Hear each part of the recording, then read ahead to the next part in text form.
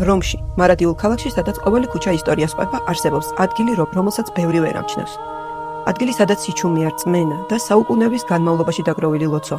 წმინდა იოანეს ბაზილიკის გვერდით არის ქრისტიანულ სამყაროში ერთ-ერთი ყველაზე წმინდა ადგილი. სკალა სანტა, წმინდა კიბეები.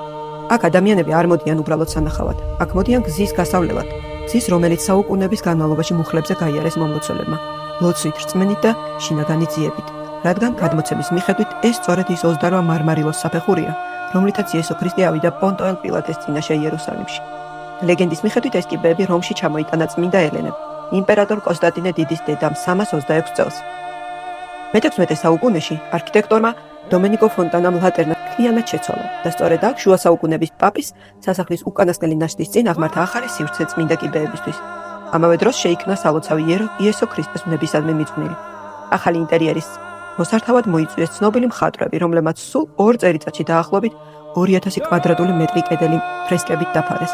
მაგრამ დრო ყველაფერს ცვლის, ფსკები დაზიანდა, გაუფერულდა და დღეს ისინი ეტაპობრივად აღდგება. თანამედროვე ტექნოლოგიებით შექმნილი განათება მაქსიმალურად აცოცხლებს მათ ნამდვილ ფერებს. სუსტად ისე, როგორც ოდესღაც სინათლის შუქში ჩანდა. და მაინც, ამ ადგილას მთავარი ძალა არქიტექტურაში არ არის, არამედ რწმენაშია.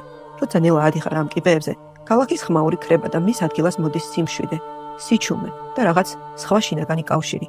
ზემოთ გელოდება წმინდათა წმინდა სანტა სანტორუმ. ეს პატარა სამლოცველო ოდესღაც პაპების პირადი სივრცე და საუკუნეების განმავლობაში ყველასათვის დახურული ადგილი იყო. სახელწოდება სანტა სანტორუმ პირდაპირ მიუთითებს იმ სიწმინდეებზე, რომლებიც აქ ინახებოდა. საკურთხევლის ქვეშ რკინის გისოსებს მიღმა მდებარეობდა რელიქვიების და წმინდა ნაწილების საგანძური. გადმოცემის მიხედვით ინახებოდა ჯვრის ნაწილები, მოციქულთა სიწმინდეები, ბოლო ვახშმის პურის ნაწილი და წმინდა იოანე ნათლისმცემლის ნაწილიც. კედლები და ჭერი მთლიანად დაფარულია მე-13 საუკუნის ფრესკებით. ზემოდან დავყურებს 4 მახარებელი: მათე, მარკოსი, ლუკა და იოანე.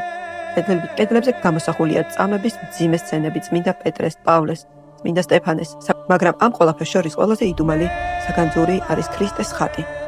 ლეგენდის მიხედვით მისი შექმნა დაიწყო ლუკამ და იგი სასწაულებრივად დასრულდა ადამიანის ხელის გარეშე. საუკუნეების განმავლობაში ეს ხატი ყველასთვის დაფარული იყო და მხოლოდ პაპს ჰქონდა მასთან მიახლოების უფლება. საფრთხის დროს კი მას ქალაქის ქუჩებში ატარებდნენ როგორც რომის დამცველს. დღესაც სანთლის შუქში ეს გამოსახულება თითქოს ცოცხლდება და კედლებზე დარჩენილი წარწერა ამბობს: მსოფლიოში ამაზე წმინდა ადგილი არ არსებობს და რადგან აქ ყოველი საფეხური ლოცვაა, ყოველი კედელი ისტორიაა და ყოველი ადამიანი, ვინც აქ მოდის, რაღაცას ტოვებს და რაღაცა აუცილებლად მიაქვს. ეს არ არის უბრალოდ ადგილი, ეს არის გზა რწმენისკენ, ისტორიისკენ და იმ სიჩუმისკენ, რომელიც ყველაზე ხმამაღლა ლაპარაკობს.